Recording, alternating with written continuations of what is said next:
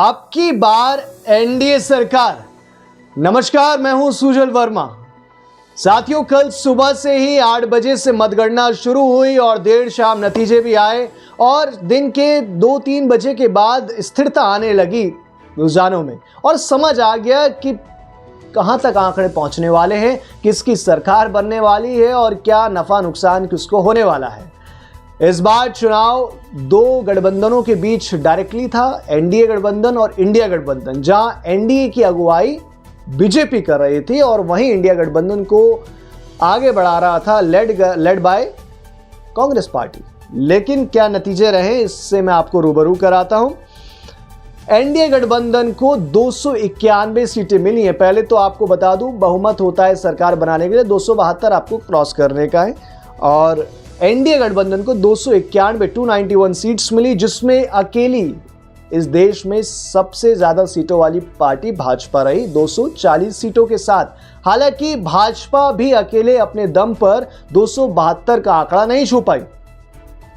240 सीटें Bhajpa, TDP Telugu Desam party 16 सीटें, JDU Nitish चाचा की पार्टी ने 12 सीटें इस बार अपनी दर्ज करी हैं बिहार से, शिवसेना शिंदे गुट 7 सीटें और तमाम सहयोगियों के साथ पूरा ये जो एनडीए गठबंधन है ये 291 सीटों के साथ अपनी दर्ज करता है, 291 सीटें।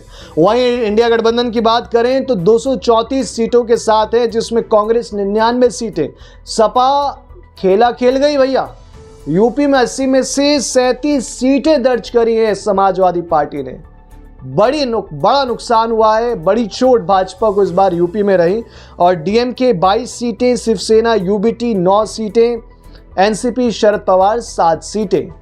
और बड़ी बात यह भी है कि ये इंडिया ब्लॉक जो है, इसकी सारी पार्टियां मिलकर भी अकेली भाजपा की 240 सीटों को पार नहीं कर पाई।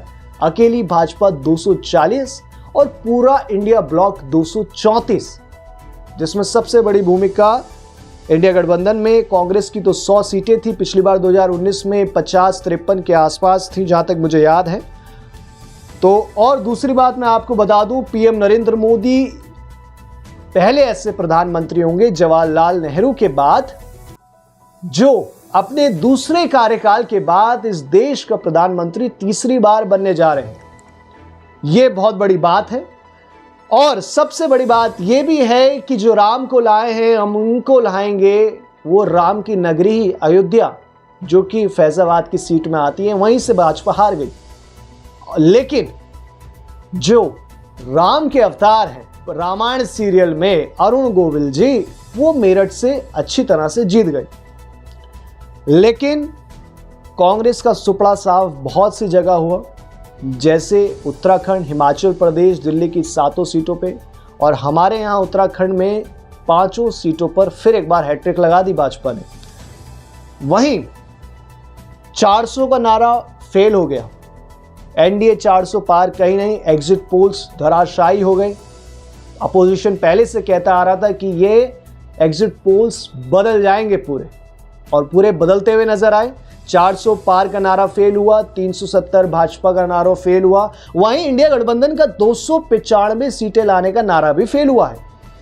और भाजपा को चोट इस तरह से भी लगी कि करीब करीब 19 केंद्रीय मंत्री हारे हैं भाजपा के, जिसमें सबसे बड़ा नाम स्मृति ईरानी का है, जो अमेठी से हार गई। पिछली बार राहुल जी को हराई थी, इस बार लाखों के मार्जिन से हारी है।